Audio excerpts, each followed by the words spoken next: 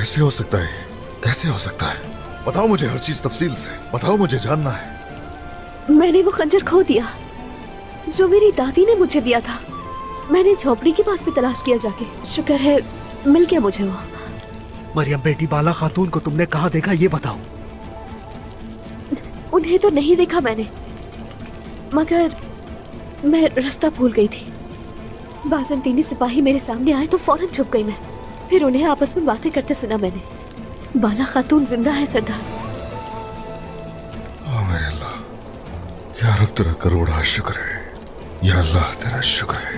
देखो बेटे, बताओ कहाँ रखा है उसे छुपा के?